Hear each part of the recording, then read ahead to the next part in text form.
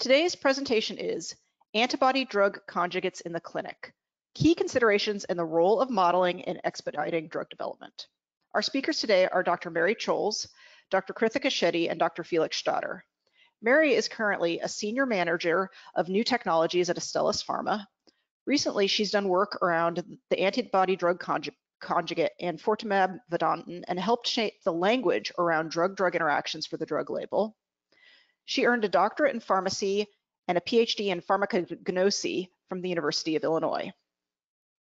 Krithika is currently a director of clinical pharmacology at Certara.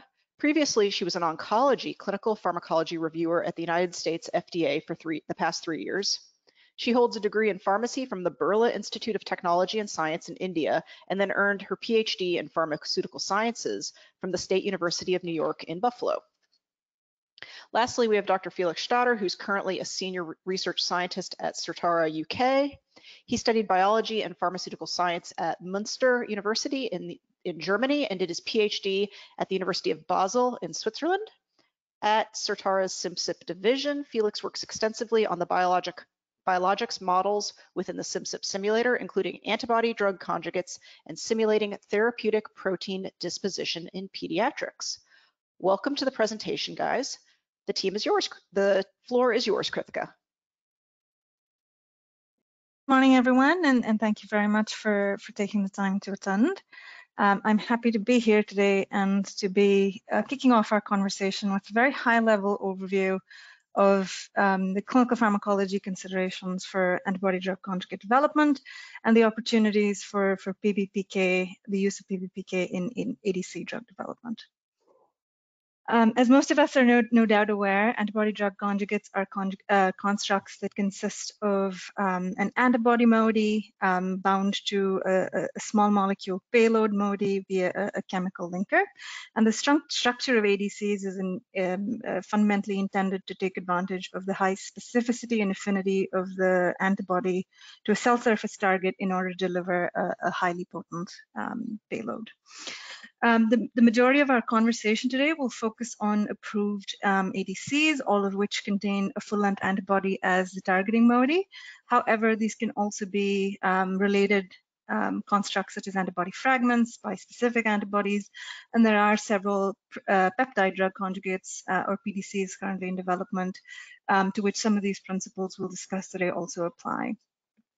The most commonly used payloads in development are either DNA targeting agents such as calicheamicins or duocarmycins, as well as tubulin targeting agents such as the auristatins and maytansinoids.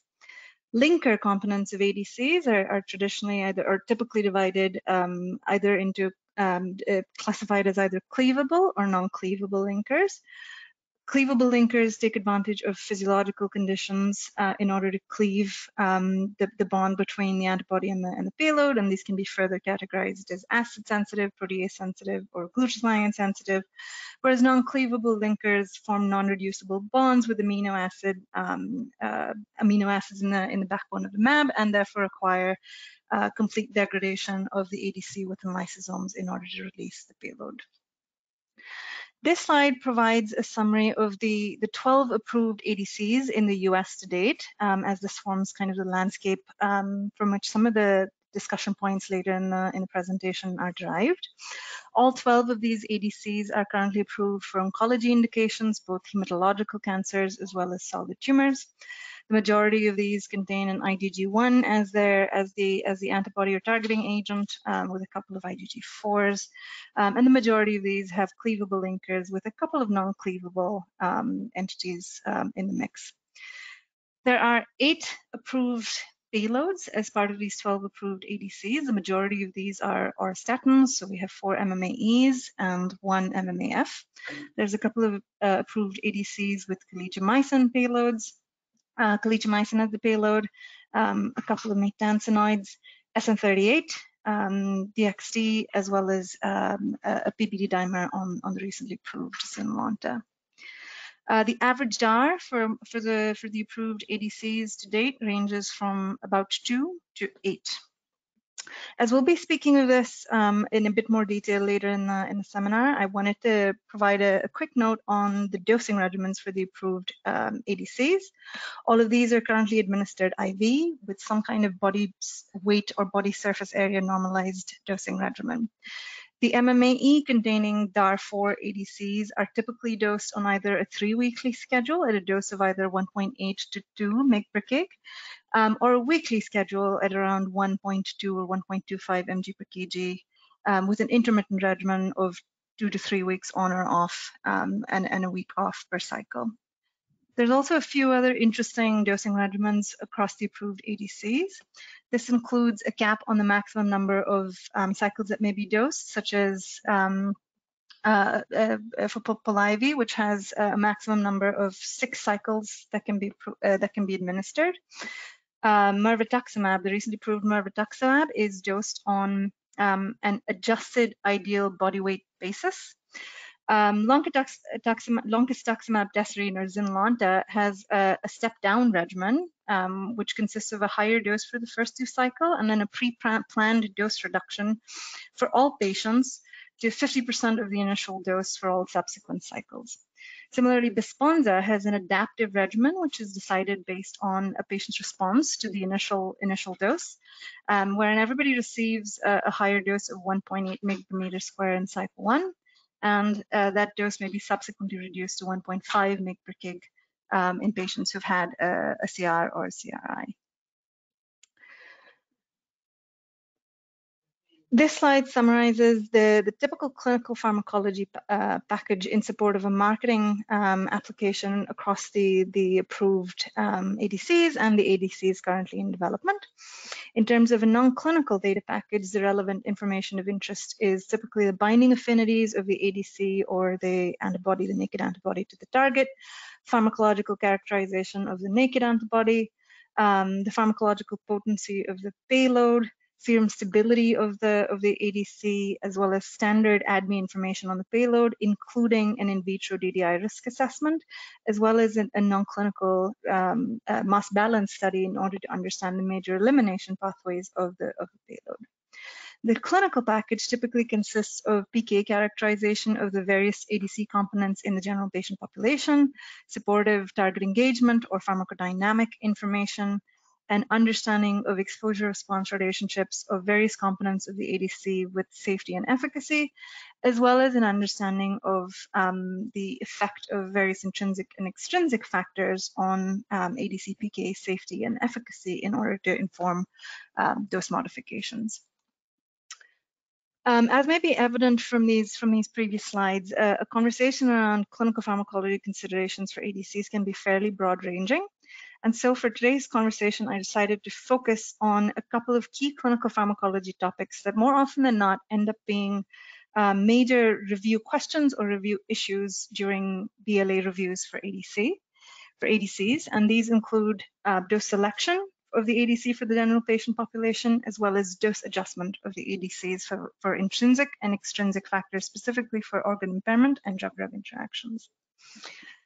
To start with dose optimization, while this is true for generally all new drugs, optimal dose selection is particularly important and perhaps particularly challenging for antibody drug conjugates, given their typically narrow therapeutic indices.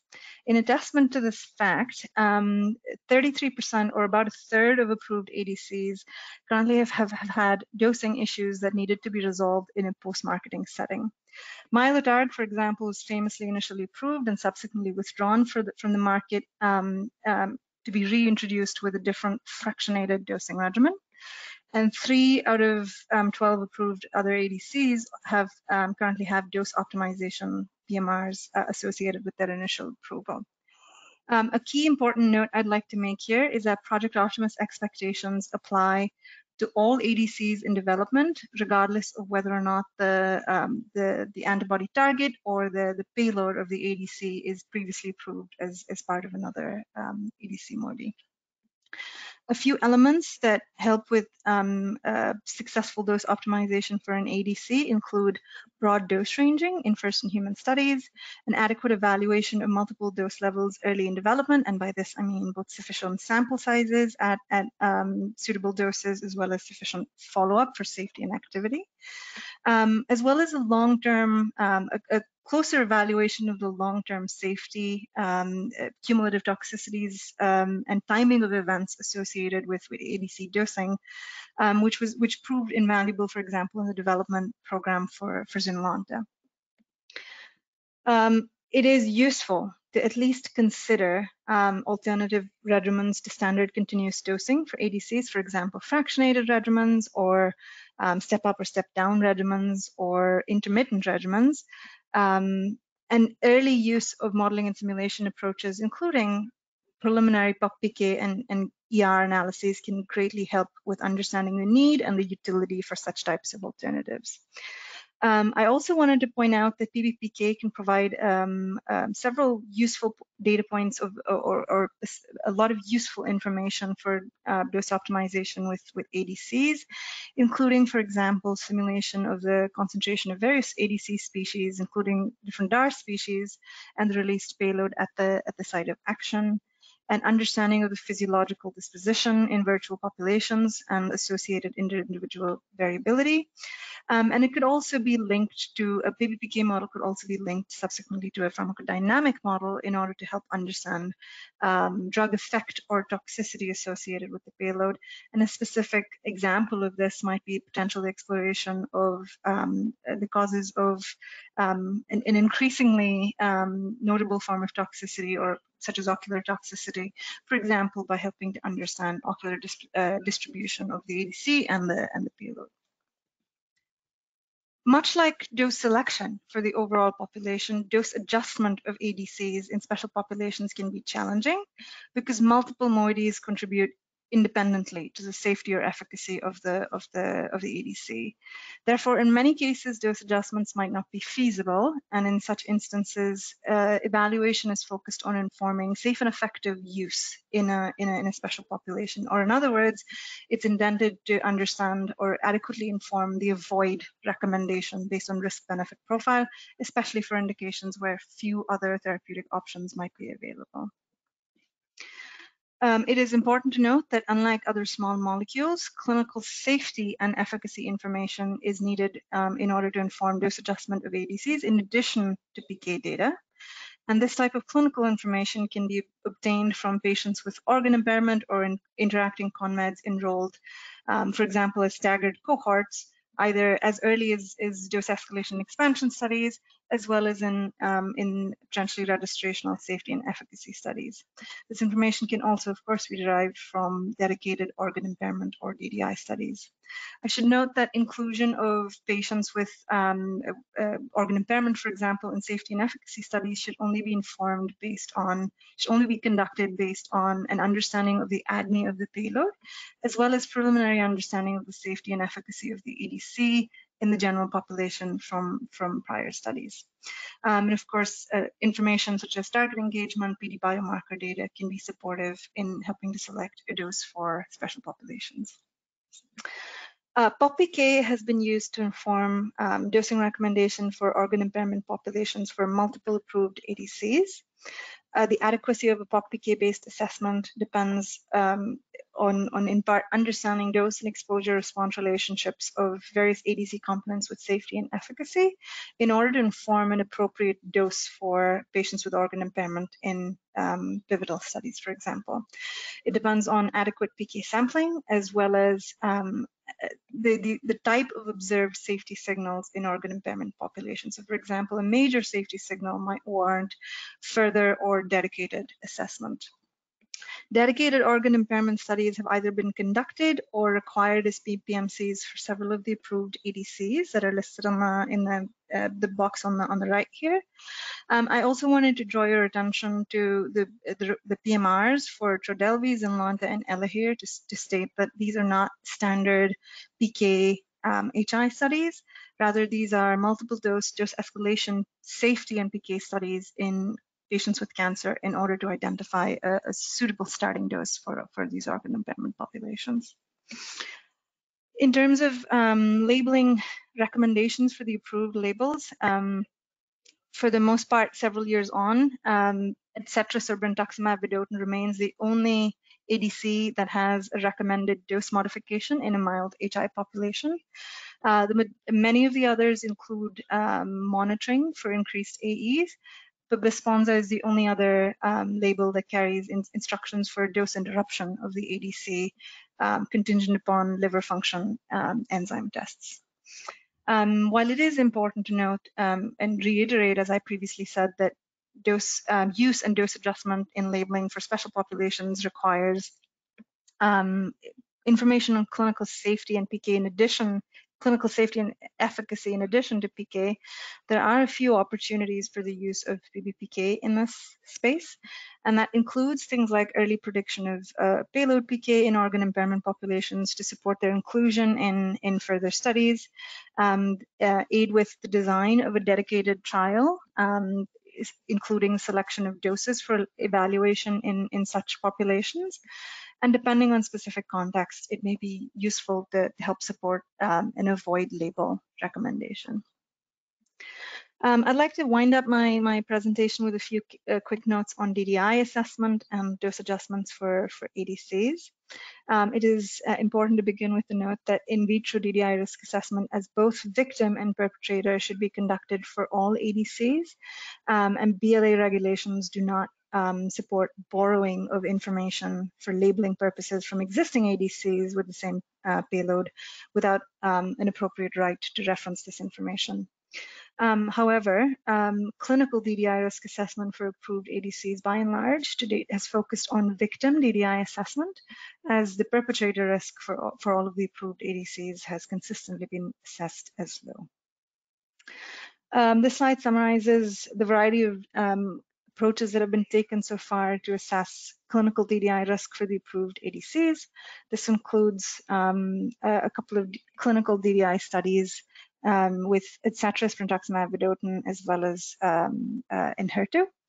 As Mary will speak to in further detail during her presentation, PBPK has successfully been used to support labeling language for DDI risk for a couple of MMAE-containing ADCs, Polivy, polatuzumab vedotin, and Padcev.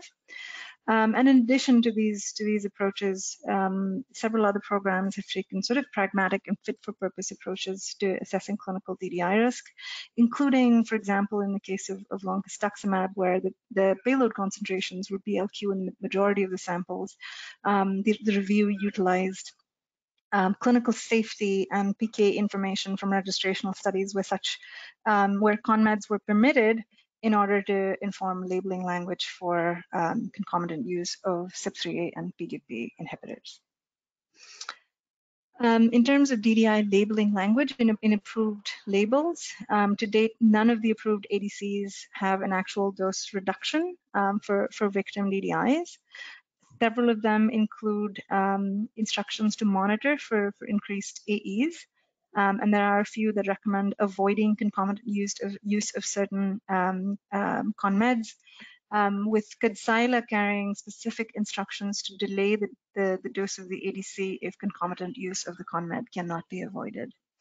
The DDI space has been one in which PBPK has successfully been used to inform labeling recommendations that I just mentioned. And that is summarized in the Polivy and Padcev labeling snapshots on this slide. Section 12.3 of both the Polivy and Padcev label contain PBPK predictions for the impact of strong CYP3A inhibitors and inducers on MMAE AUC. At least Polivy includes CYP3A inhibitors and inducers, while Padcev extends this to include dual inhibition of CYP3A as well as PGP dual inhibition and induction. Both these labels also carry information on the impact of the ADC on sensitive CYP3A substrates. Based on the overall PBPK-related victim predictions and an understanding of the relationship of unconjugated MMAE to various safety endpoints. Section 7 of these labels carry instructions to monitor patients for signs of toxicity when used concomitantly with strong CYP3A inhibitors. So with that, I'd just like to conclude by reiterating that optimal dose selection and dose adjustments are critical clinical pharmacology related issues in ADC drug development. A robust modeling and simulation package is indispensable to clinical pharmacology decision-making and the successful development of any ADC program. PBPK, while to date has been used to successfully inform DDI risk in labeling for 2 ADCs, it does have a few currently underutilized applications, including support to optimal dose selection for the overall patient population, dose determination for special patient populations, pediatric dose selection, and potentially a newly developed SC absorption module, which may help future endeavors to develop ADCs that may be delivered via the SC route. I'll stop there. Thank you, Suzanne. Thanks so much, Krithika. So we've got a couple questions already. I figure we can take one and then we're gonna pass it over to Felix. So you mentioned pediatric dose selection. Someone would like to know, what's your take on ADC development for pediatrics, especially neonates? So I'm happy to have Felix chime in here as well, because we were chatting about this just recently in preparation for the seminar. So far, there's just a couple of ADCs with pediatric indications, Mylotarg, and more recently Adcetris.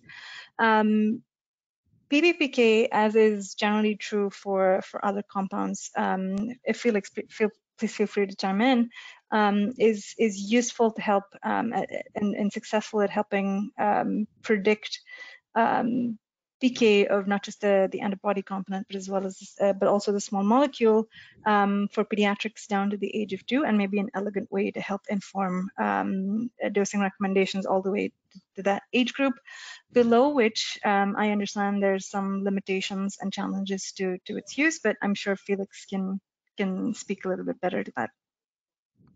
In general, it's just a sparseness of data, really, and a sparseness of case examples in younger children to really get certainty into the models. I would say for small molecule drugs, there are probably more examples, but for antibodies, typically the clinical data that we see, they start somewhere at the age of 2, and this is what the model has been validated for.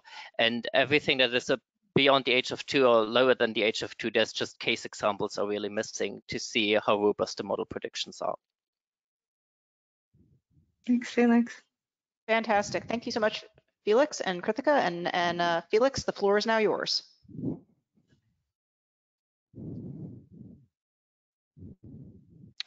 So in the next part, we're going to look at the PBPK model for antibody-drug conjugates that's implemented in the Simcyp simulator. So this is a bit more general to prepare for Mary's talk. So we will look at the model structure and the model parameters that we need generally to model an ADC before Mary will then go on with a concrete example of how to predict DDIs. When you use the Simcyp simulator, we have a large molecule model, and the question is always, how do we define a large molecule? And I quite like this pie chart of the approved biologic drugs within the past years. And what we can do at the minute is to simulate all of those moieties under large molecules, except for siRNA and oligonucleotide drugs that will come in version 23. The pie for ADCs is growing within the last years. Currently, we have 12 being approved by the FDA, as Krithika said, and this is what we're going to focus on here in this talk, how to model the ADC. How can PBPK modeling help you? It can help you very early on in drug development to see what is the impact of any change that I do to my drug characteristics. That means, what happens if I change my binding affinity to the target? What happens if I do modifications that have an impact on the internalization rate of the drug target complex? Having measured data, either being in vitro or in preclinical species, coupled with PBPK modeling, can really help to support what happens if we do those changes. What are the predicted differences in the PK? Especially for ADCs, we can also ask the question, what is the impact of a linker? What happens if we do a more stable linker? What is the differences between a cleavable and a non-cleavable linker? So with having some of the in vitro data, we can start predictions in the model and see what the impact is and what the outcome is. What is also very important is we can look what is the pathway that tries to release of our small molecule drug. Where is our small molecule drug released? So that can help really in preventing toxicity issues later onwards if the drug is released not at the tumor site, but maybe somewhere else in the body, or if it's not released via the target binding, but rather via a non-specific deconjugation pathway or via catabolism. Of course, we can also look at concentration at the target site very easily in a PBPK model. This is not exclusive to ADC. We can do this for all different moieties that we simulate. We can also look at off-target events because PBPK modeling has always the advantage that we can simulate many more individuals than in a clinical trial. If you have an idea about safety margin, we can see if any what percentage of individuals hit a certain safety margin in a certain organ, and this links back to the pathway which tries to release. Those toxicity effects can be coupled with a QSP model if the mechanisms are understood, or can be coupled to biomarkers if these are measured. And then later we can also look at special populations, populations with limited clinical data. Kritika mentioned hepatic impaired individuals or children, and this is what we can simulate and look if any dose adjustment is necessary. And lastly, we can also look into drug-drug interactions, which is really the heart of the Simcyp simulator. And we can look what are the consequences of DDIs with the payload. And this is what Mary will show later in her example. So what are we simulating in Simcyp? Actually, the idea here is very simple in oncology because we have a cytotoxic drug that is highly potent with a low specificity. So we're seeing a lot of side effects. And we have antibodies that have a low potency and are highly specific. So all what we need to do is we're combining them both together. We're having the antibody that has the task to recognize the target and acts as a carrier to bring the cytotoxic drug to the site of action. We're having the cytotoxic drug that should be highly potent, and we need a linker between the two that can be either stable or labile that links the small molecule with the antibody. There's a fourth component that we should not ignore, and that's the target, because picture perfect world, we want to have a target that's only expressed in the tumor. But in reality, we're hunting for at least a tumor-associated antigen that is highly expressed in the tumor and low expression is elsewhere in the body to reduce toxicity. Some of the terminologies that we will use, that is drug to antibody ratios. So that means the average number of small molecule drugs attached to an antibody. So in the example of the slide, we're having 2 small molecule drugs, so we're talking about a DAR species of 2. The release of the payload can be by deconjugation, it can be by non-specific catabolism, and it can also be by binding to the target and internalization of the drug-target complex. What is very important are the analytes that we're talking and discussing. So here we have a theoretical example of 8 different DAR species, and we're having a heterogeneous mixture of all those different DAR species with conjugated small molecules, unconjugated antibody, and the release drug, so 10 species in total. The conjugated antibody is the sum of all antibodies that carry one small molecule drug at least. The naked antibody is DAR 0, so we don't have any small molecule drug, and the total is the sum of both. And we can do the same for the drug. We're having the conjugated drug, which is any small molecule attached to an antibody, the released small molecule drug, and the sum is the total. So it's really important to know what has been measured and what are we comparing it against. What we're now doing in Simcyp is we are simultaneously simulating large and small molecule drugs. So we're having a PBPK model for large molecules where we simulate the ADC as a heterogeneous mixture of molecules, because all those different DAR species, from DAR 8 to DAR 0 in the previous example, they will exist in parallel. What we then have is a connection between those DAR species, and this connection is deconjugation. So if you're starting at DAR 8, we have deconjugation down to DAR 7, and we have one released small molecule drug. And then we're going down to DAR 6, another released small molecule drug, and so on and so forth. All those processes will take place in parallel. The small molecule truck is then taken into the PPK model for small molecule trucks, which allows you to have truck transporters, permeability limited models, enzyme metabolism. So the small molecule truck is immediately available for all those processes.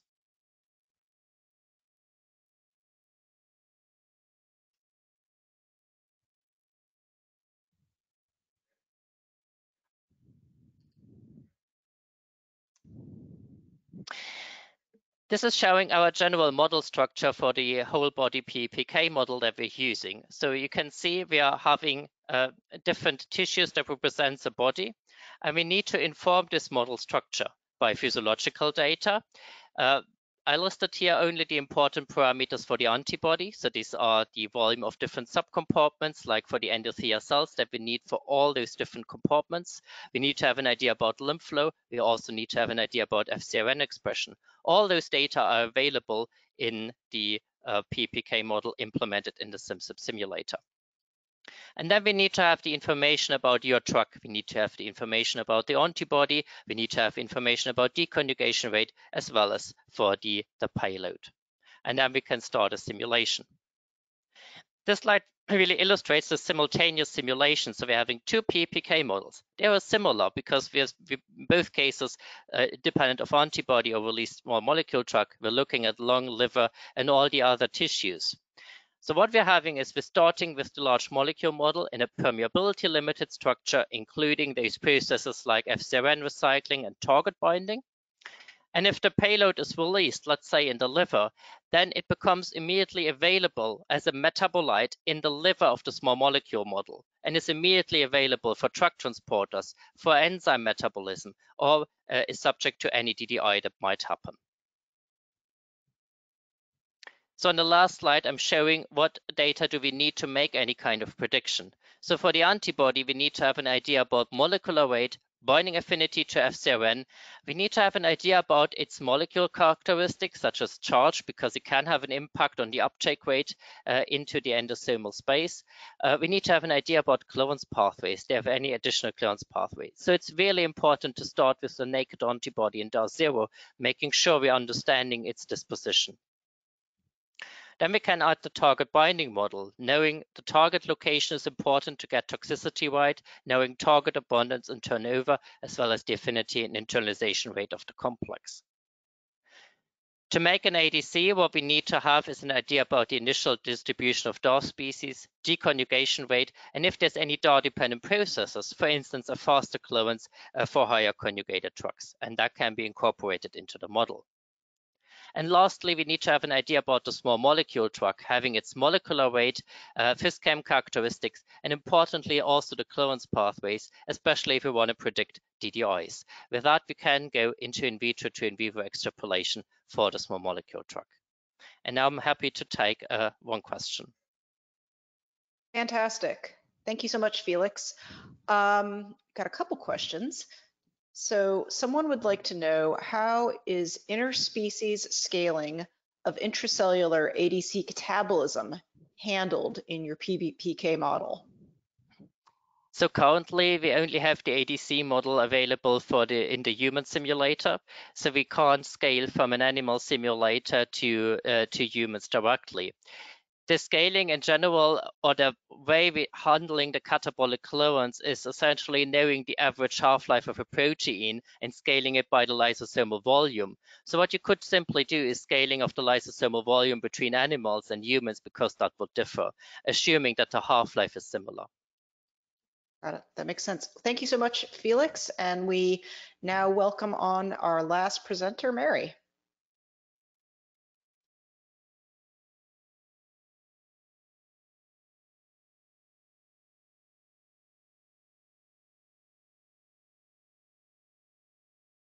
Great.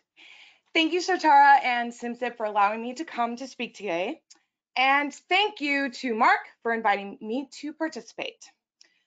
And I cannot be remiss without thanking Felix and Kathinka for giving such excellent insights to this topic with their presentations. Per usual, the following is a disclaimer that I am a paid employee of Astellas, and this presentation is intended for informational purposes only does not replace independent professional judgment. This presentation is not intended for promotional purposes or to provide medical or legal advice. Any opinions expressed are my own individually and do not necessarily reflect the opinions of Astellas or the related subsidiaries. With that, on to the presentation. I'm excited to announce that the information that I will discuss today has been submitted to the Journal of Pharmacokinetics and Pharmacodynamics. The manuscript has been accepted with revision, and we're just waiting to hear back from the journal if we address all their comments accordingly. Hopefully, that will be accepted and published very soon, so please be on the lookout for that. As mentioned earlier in this webinar by our two other fantastic speakers, several antibody drug conjugates, or ADCs for short, have been approved over the past year, including enfortumab vedotin, or EV for short. EV is an ADC directed against Nectin-4. It's comprised of a fully human anti-Nectin-4 monoclonal antibody conjugated to a microtubule disrupting agent. That is called monomethyl auristatin E, or MMAE for short. MMAE is connected to the monoclonal antibody via protease cleavable linker, and the targeted MMAE release occurs in Nectin-4 expressing cells, leading to cell death and cellular arrest. Now, MMAE more specifically is a synthetic antineoplastic agent. It's derived from peptides occurring in marine shell-less mollusks, their Latin name being Dolabella auricularia, giving the name to these class of compounds called dolastatins. MMAE elicits cellular death by inhibiting the polymerization of tubulin. Unfortunately, due to its toxicity, it cannot be dosed by itself in humans. However, when we link the monoclonal antibody directly, it delivers the MMAE directly to the cells, and this limits that off-target toxicity that we worry about. This gives rise to the class of ADCs we're discussing today. And also, fun fact, because I am a PharmD, any other PharmDs in training in the audience, any ADC that's linked to a small molecule MMAE has vedotin at the end of their generic name. This little fact might help you with future drug card exams. Let's move on to the PBK model. The objectives of our analysis were the following. First, we needed to create a PBK model for the ADC enfortumab vedotin. Once the model was created, we wanted to predict the change in MMAE exposure when co-administered with the combination strong CYP3A and PGP inhibitor ketoconazole, or the combination strong CYP3A and PGP inducer rifampin. In addition, we wanted to predict the clinical inhibitory potential of EV on CYP3A substrates midazolam and PGP substrate digoxin. Now, the first published use of Simcyp for an ADC DDI prediction was conducted by Chen et al. Using brentuximab vedotin. At the time, Simcyp did not have the dedicated biologics and ADC modules. Therefore, the group took a back-of-the-envelope approach by dosing MMAE based on the predicted MMAE delivery, calculated using the administered dose and the average DAR. From there, they were able to reproduce the observed DDI data with brentuximab vedotin, therefore establishing a PBPK proof of concept application of ADC DDI prediction. Later, work was published by Samini et al., taking the same approach as Chen et al. Paper. They predicted the change in MMA exposure of polatuzumab vedotin following co-administration with rifampin or ketoconazole. In addition, they were able to get labeling claims based on the PBK modeling work alone without a clinical DDI study. This was pretty significant accomplishment for PBK modeling applications at the time. This brings us to the model we're currently here to discuss. On the left here, you can see many of the points of the previous analysis that I already mentioned, including the use of an equivalent MMAE dose with the use of Simcyp without the use of the Simcyp dedicated ADC module. In addition, neither of these models included PGP elimination or inhibition. Therefore, I want to point out just a few of the differences our model has. First, we did utilize the dedicated ADC module within Simcyp. The use of this module allowed us to treat the monoclonal antibody component of the ADC as a large molecule instead of a high molecular weight small molecule.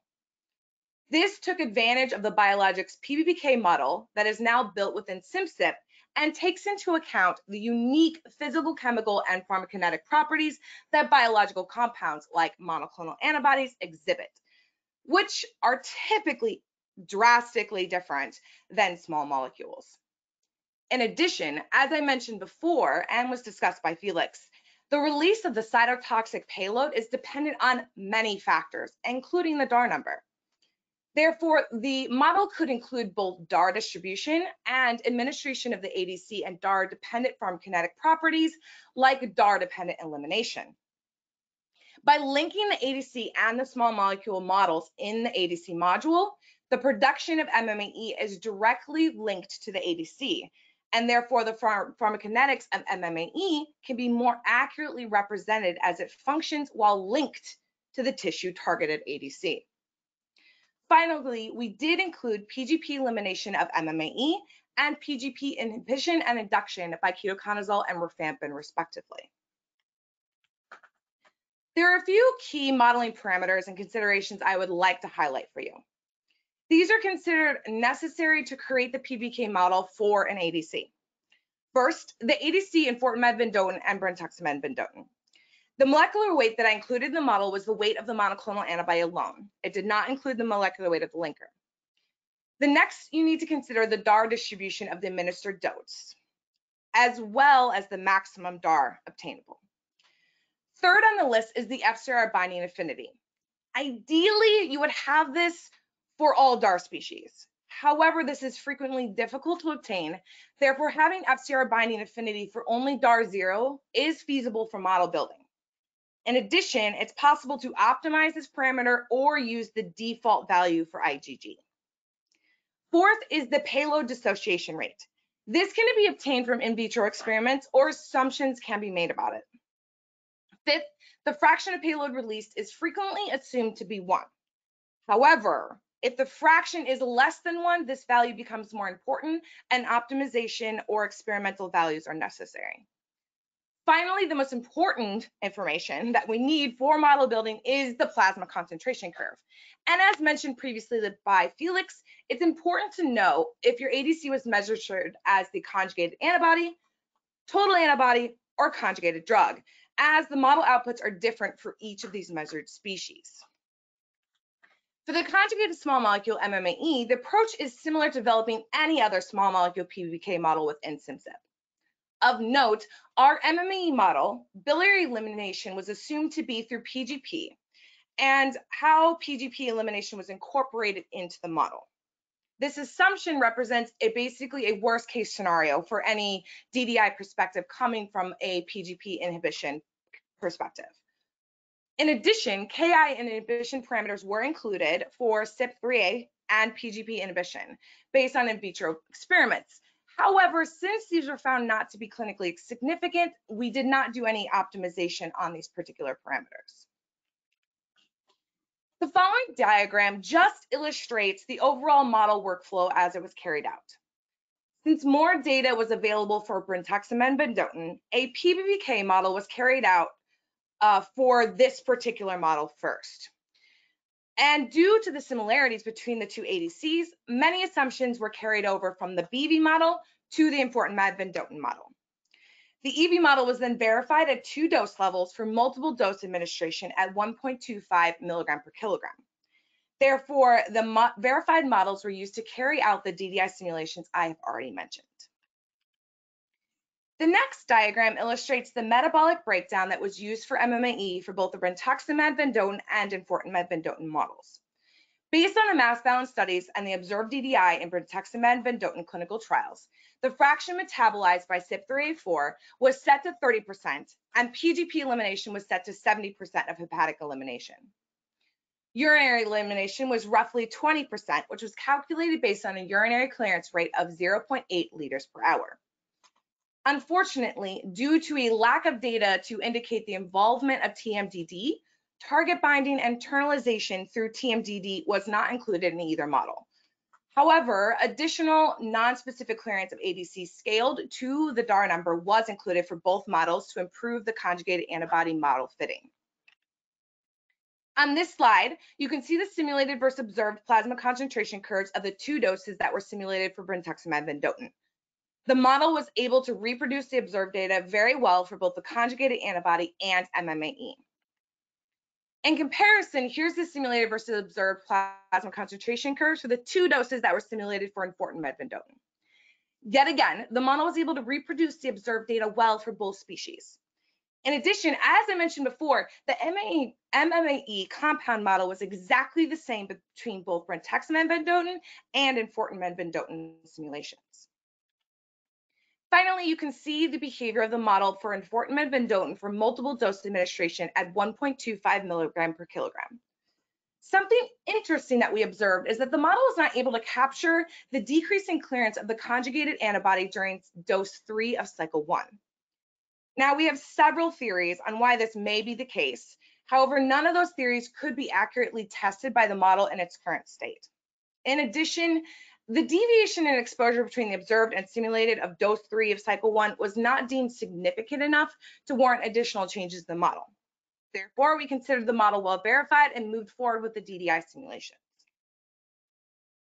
Now, I know there's a lot of numbers on this slide, but basically this summarizes the DDI simulations that were carried out for both brentuximab vedotin and enfortumab vedotin. As you can see, model performance is quite good, even with the larger degree of variability in the observed data. In addition, as expected, change in exposure in MMAE was predicted to be similar between brentuximab vedotin and enfortumab vedotin. Now, similar to palivizumab vedotin, we were able to replace a clinical DDI trial with PBPK prediction data in our label. The language around PBPK simulations conducted for the observed US drug label is shown here on this slide. In addition, not shown, PBPK was also included in the EU label, which was pretty cool. Now, in summary, PBPK modeling has now demonstrated 2 cases where PBPK modeling successfully replaced a clinical DDI trial. The case study presented today is a perfect example of how PBPK can be used to inform the drug label and further inform physicians for the use of an ADC compound. In addition, as stated, combination of MMAE-based ADCs with CYP3A and PGP inhibitors or inducers will affect the exposure of MMAE, although only slightly. With that, I would like to thank you for your time and attention today, and I'd also like to thank everyone that helped me through this project. There are too many to name specifically. However, I do want to say thank you to my department members at Astellas and our collaborating company, Seagen. At this time, I would be happy to take any questions. Fantastic. Well, thank you so much, Mary, for that excellent presentation. We'd like to invite all our speakers to come back up, and we got some questions from the audience. Mary, someone would like to know why the total antibody concentration wasn't considered for model calibration validation. At the time, we actually didn't have that data. A lot of these clinical trials were carried out way before the total antibody or other methods of measurement were established. And so for us, we only had the conjugated antibody concentrations for model building. Great. Krithika, we have a question for you. Someone would like to know, why was the dose not correctly calibrated during drug development and needed recalibration post, or I think they're saying in generally, you said that there's often for ADCs doses after approval, there needs to be dose recalibration, and you know, why does that happen and what's the learning? Yeah, so I'll assume that that question refers to the 3 PMRs that I mentioned with regard to dosing. And while the specifics of all 3 of those would take some time to go through, the short version of all 3 of those stories is essentially a very high incidence rate of significant toxicities, VOD, vascular veno-occlusive disease for in the case of Besponsa and Mylotarg, and ocular toxicity for Blenrep and Elahere were observed at the proposed registrational dose, the dose that was initially approved. And during the BLA review cycle, FDA reviewers determined that an inadequate evaluation of, or an insufficient number of patients had been tested at lower doses in order to make the assessment of whether a lower dose would truly not strike the same or better risk-benefit balance. So essentially, there's a few interesting specifics, like the Besponsa PMR is written for a subpopulation at higher risk of VOD, but essentially the moral of the story there, I suppose, would be, the take-home message would be early an adequate evaluation of dosing, and an early look at ER, because ultimately the reviews that recommended those PMRs relied pretty heavily on ER relationships that were determined from the registrational study data.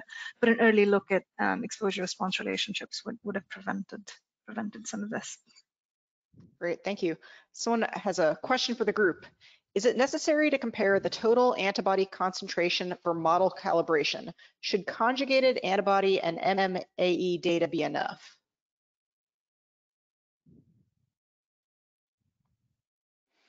I think Felix might be the best answer. I think ideally, yes.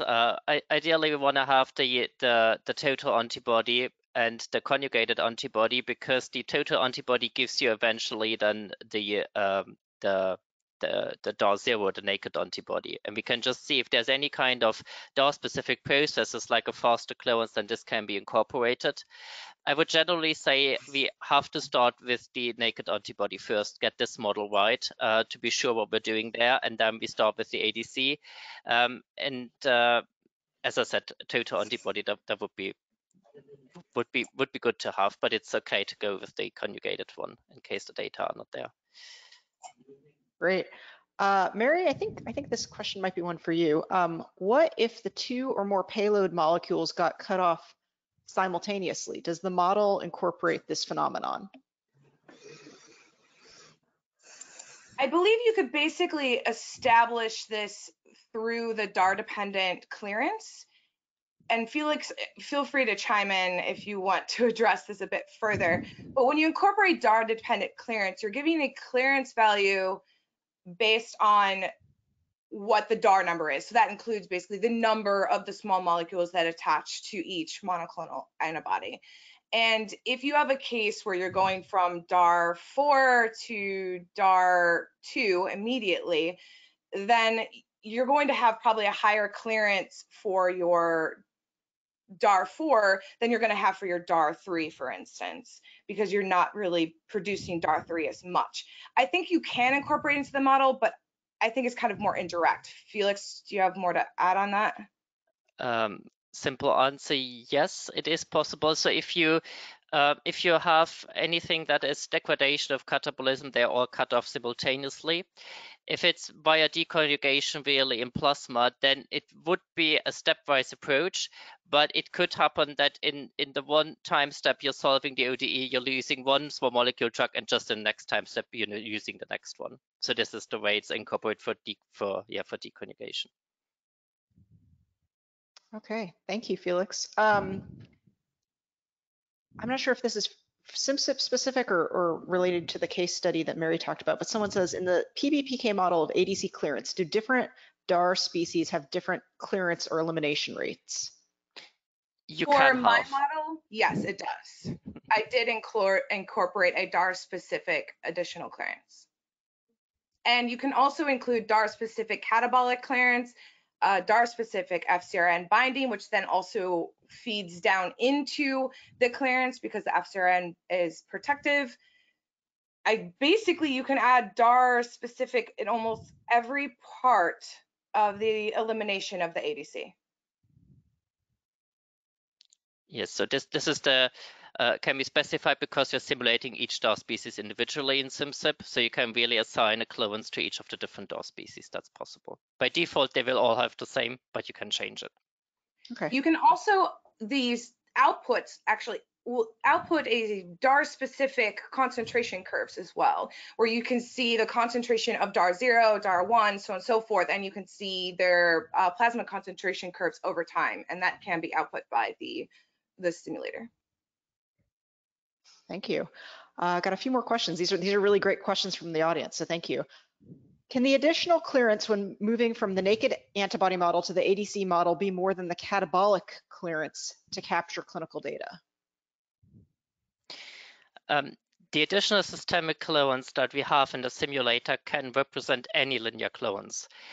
So it's trained from plasma. I have to say that this was originally developed 10 years ago when we have less knowledge. So we are currently hoping for a wish list item to get more mechanistic with this additional systemic clearance. But this is separated from the catabolism that takes place in the lysosome. So it can incorporate any uptake into antigen presenting cells or into any cells that don't express FcRn. And yes, that can be DAR dependent, as Mary said. So we also had examples where it was 0 for the naked antibody, but we had to include them to explain the behavior of the conjugated antibody. Great, thank you. Felix, I think like this might be you, and we're going to need to wrap it up relatively shortly. Do you have any experience modeling Enhertu? No, not personally. Okay. I would need to ask our consultancy team or my colleagues if anyone has done any model, but I haven't. Okay, great, thank you. Let's see, I think this will probably be the last question we take.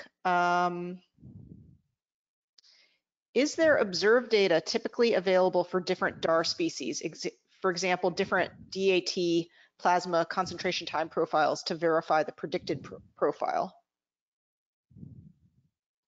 In our case, it was not available. And I would say that normally that kind of, yeah, I don't think that's going to be normally collected. I think that could be something you could request. It might be able to be measured. I'm not 100% sure, to be honest, whether or not you can actually measure the DAR dependent plasma concentration curves.